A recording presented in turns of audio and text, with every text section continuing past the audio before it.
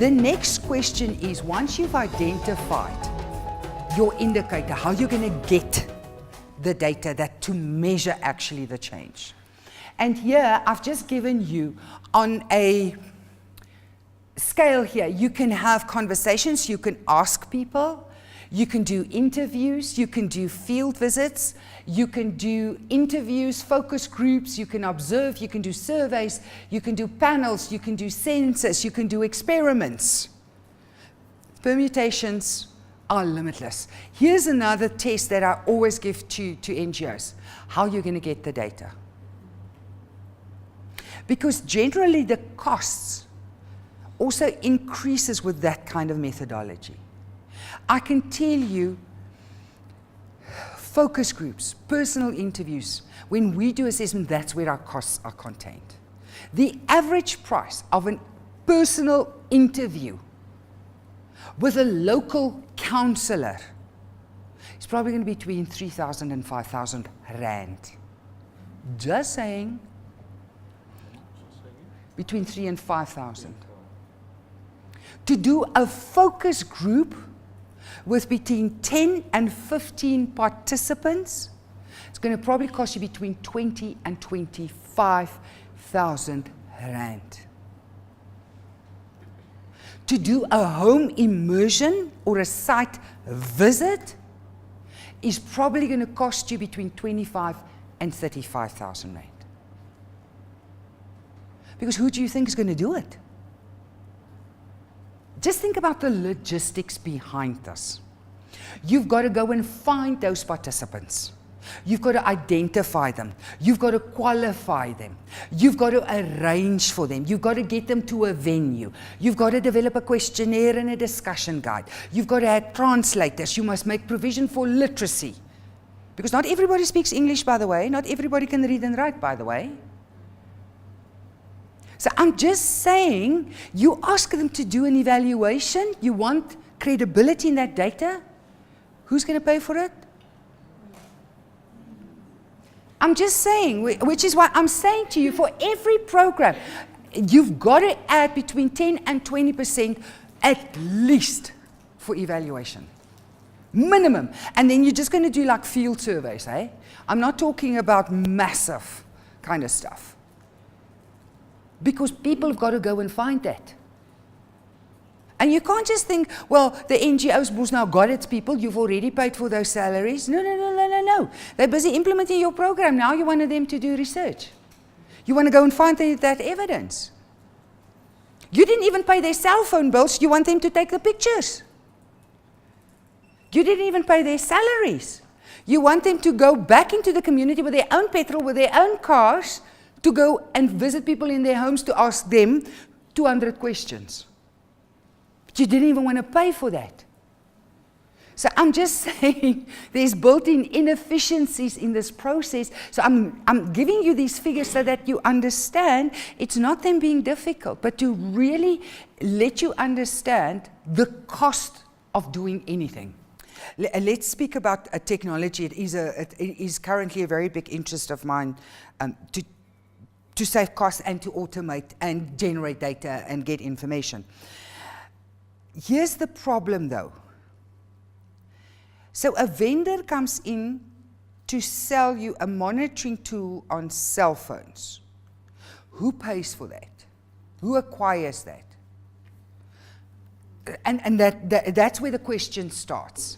So the funder now thinks, do I buy cell phones? Do I subscribe to an upload site for data? Do I then give the NGO 200 cell phones, and all they've got to do at the end of the program say, how many children were there? Chick, here's my picture. They press send, data, costs, send it up to the cloud. That day's monitoring data is loaded. So there's a lot of work in that. The problem is just who does that? And I have started speaking to funders, and I haven't come across a single funder yet that are using technology to that level. I see pilots. The guys in Stellenbosch who developed Mixit, They were the first kind of guys who used mobile technology platforms. There's a lot of trial funded by international funders in Kenya, Ghana, Tanzania, and Nigeria. So they're saying, so the technology partner, because they want to test out this kind of technology, are providing it. The problem is just to get it back afterwards. Problem. And there are some security issues around, because the people who do the field work get paid on the day. They probably get paid by the number or by, so there are ethical productivity issues in that process. So if the person didn't come that day because you can see it, they didn't upload their data, they don't get paid. And then they disappeared, or they use the data for, it's complex. But technology does, I want to acknowledge that, provides a big opportunity for all of us to reduce the cost of data and the upload of data. The question is then, after the data is uploaded, now we're entering the space of big data. Then to integrate that and the reporting format back to the funder, and by the time it gets there, already we've got a problem with timeliness in assessing information. What I find is now the practitioners get all this data, but they still don't do anything. So they open a folder on their computer, then they click. So they've got 30 days data, literally by date saved, but they still don't do anything with the data. So I'm just saying, I'm all for technology in our space. We really need it because of the big data requirements. But to answer your question around vendors, I'm looking specifically at mobile. I think that is the solution in Africa, as opposed to, I don't want to name names, but as opposed to desk-bound kind of systems. I just want to make that point. So if I can give you advice, if you want to explore technology in this space, look for mobile-based kind of providers. Also be aware, I think the guys you're thinking of might be Mobenzi.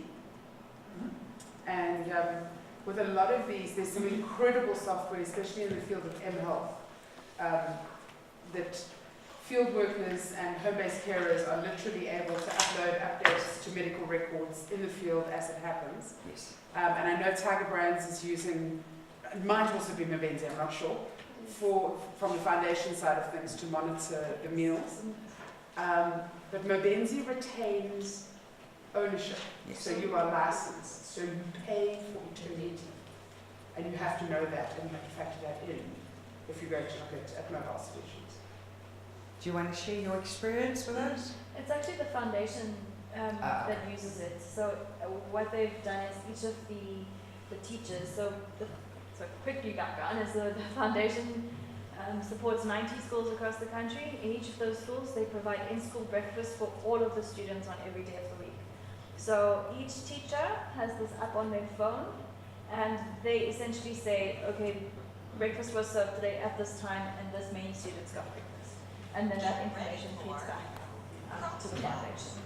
I think I haven't used it myself, and because we don't use it in our projects, I have heard though that it's been very useful. Their challenge, one of their biggest challenges, is that sometimes the teachers just don't do it, and then how do you make somebody use it? I don't know. So that's been their biggest challenges. As much as they've tried to make it as user-friendly and as accessible and as easy for all of the teachers to just go on and say yes, no. You don't have to be that precise, give us an idea of cost. Like above 50, below 50, 100, 200, license. For a license. You must remember that when they do it, they customize it. So it's actually development for you. But it doesn't become your product. So it's licensed, and that's the point. Now compare 200 for a very good evaluation process versus 200,000 for monitoring data.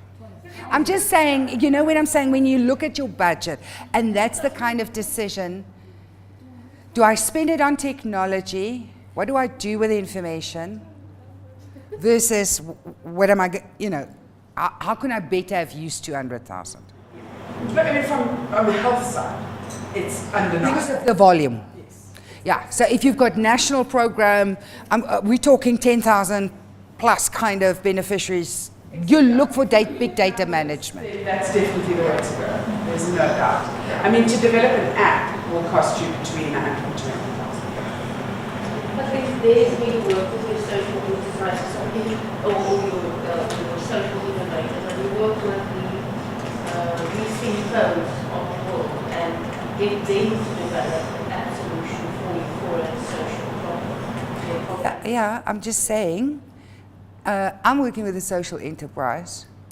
It's still 250,000 rand. But I'd rather pay as a social enterprise 200,000 rand. So you would regard it as part of your CSI. In my head, the audit is one which for me is. That's a very interesting. Thank you for sharing that. So just on technology is really getting big in this space. So the point that I want to make here, I've shared with you how to set up the system, but I also want to just say, when you look at, so I've used this kind of, the previous slide, this process, this system, and then I'm just saying, now you start scoping, because you know what you want, why you want it, what you're going to do with it. You're now saying, okay, so what is my monitoring framework or template? What is my evaluation framework? What are my questions? What are the indicators? How am I going to get the data? What data? And then, okay, now we're going to start collecting data. So let me give you a case study. This case study is typically employment training, and this is workforce development. This is the kind of, you can see here, a mixed theory of change and a logic model framework. And I've used this specifically to highlight the comments that I made about indicators. So the first thing is they've mapped the logical flow of this progress. So they start, so the clients or the beneficiaries enroll in this program. What are my indicators? I want to know the number of people or the percentage. I want to know dropout rates. I want to know throughput rates. I want to know completion rates. So by looking at each component, who they are, what can I measure? Then you can see here, now I want to measure increased skills.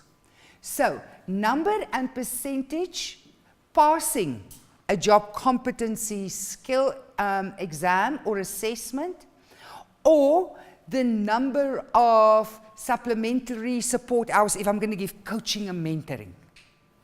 Then another aspect is I want to know who completes the program, what happens then. So the number who's completed, how did they now become more employable, how did they enter the workforce, how did they apply? So the number of jobs that they have applied for, or the number of unsuccessful applications, or the number of CVs, or the number of interviews, or the number of job proposals, or the number of hours worked. And then here is, so there's an increased job placement, so we want to know, so how many have been placed? Was it permanent? Was it temporary? Here we want to test for increased employment retention, how many of them stayed in those jobs, to test for sustainability. And then to Bridget's point, we want to know, so did their income increase? So the number of people that is in a job after 3 months. We look at, so were there any promotions and increase in salary? And then here we want to know increase. The final outcome of this process is increased self-sufficiency, or financial inclusivity, or financial independence, or financial sustainability. We all measure different things. So here then we say the number and the percentage of people after 2 years of training who still has a job and who still earns a salary. Can you see what I'm saying? So why this is a good case study? It's looked at all the aspects, the components of the program. It's identified indicators to measure so that you can see overall I have covered each aspect, from activities to outputs to outcomes to impact, right? So this for me is one of the best examples I can give you. But because we're speaking about indicators, so what you can also do here in this case study, the same program, you can say these were my outcomes. These were the specific of that activity. So number of classes, what was that specific activity's outcome? So it could be the number of people who wrote the exam or the number of people who completed the apprenticeship. And then you can see here the indicators. We also then look at where we're going to get that kind of data. Are there any specific notes here? And when is that data important? After the first 3 months, after the first 6 months? Because if we want to test employability or increased income, it's generally going to take us 24 months, for instance. We've got to therefore obtain pieces of information over a 24-month period.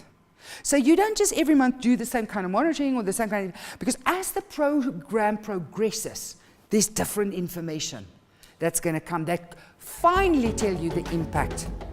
Did we increase the income ability of the individuals?